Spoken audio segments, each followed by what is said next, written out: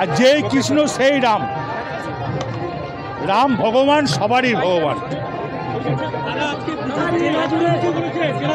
যে গোটা জেলা জুড়ে হয়েছে, কোনো অশান্তি হয় না। সবাইকে ধন্যবাদ জানাই। এই আজকে মিছিলে সবাইকে ধন্যবাদ জানাই। আজকে রামনবমী, সবাইকে বলবো রামনবমীতে ভালো থাকুক, সুন্দর থাকুক, ভালো পরিবেশ হোক, কোনো হানাহানি ঝগড়া যেন না হয়। সব জায়গায় মিছিল হয়েছে, সব জায়গায়। ভালো জিনিস, তা বলা বলির কি আছে, ভালো জিনিস। হ্যাঁ, কে সেটা দেখিনি।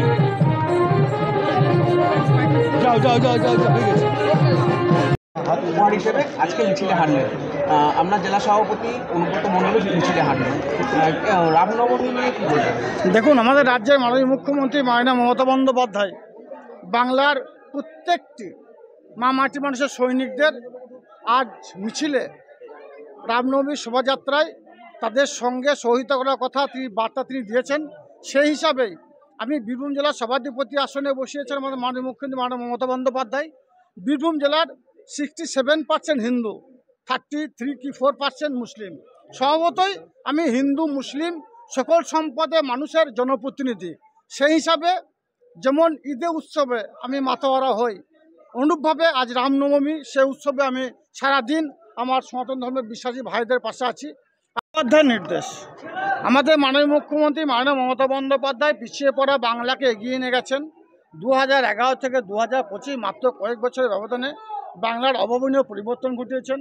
বাংলাকে ব্যতি রেখে সারা ভারতবর্ষে আজকে যে রামনবমী উৎসব পালিত হচ্ছে, আপনারা একটু লক্ষ্য করলে দেখতে পাবেন, বা আমরা কয়েক ঘন্টা পরে আপনাদের মাধ্যমে দেখতে পাবো, মণিপুরে, মিজোরামে, উত্তরপ্রদেশে, রাজস্থানে, আসামে সেখানকার সংখ্যালঘু সম্প্রদায়ের মানুষ সুরক্ষিত নয়।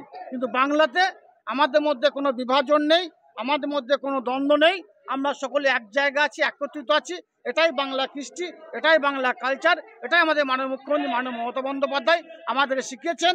তাই আজকে কসবা গ্রাম পঞ্চায়েতের সনাতন ধর্মের বিশ্বাসী মানুষেরা আমাকে ত্রিশূল উপহার দিয়েছে।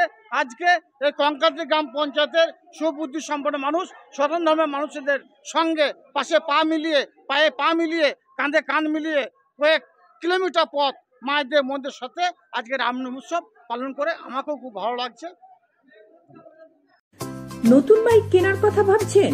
তাহলে আর দেরি না করে এখনই চলে আসুন পাড়ুই বাজার শ্রীনিকা অটোমোবাইল শোরুমে। ঈদ উপলক্ষে এখানে চলছে ধামাকা অফার, সঙ্গে থাকছে বিশেষ ছাড়। এখানে আপনি পেয়ে যাবেন বাজাজ কোম্পানির নতুন প্রযুক্তির নানান মডেল, যেমন N150, N160, Pulsar 125, NS 125, Platina 100, Platina 110, city 110X, N125, NS 160, NS 200, Pulsar 220, Dominar 250, NS 400 ইত্যাদি। তাই আর দেরি না করে চলে আসুন পাড়ুই বাজার শ্রীনিকা অটোমোবাইল শোরুমে, আর সঙ্গে করে নিয়ে যান আপনার পছন্দের বাইকটি। ঠিকানা পাড়ুই বাস স্ট্যান্ড, বোলপুর শিউড়ি রাস্তার পাশে।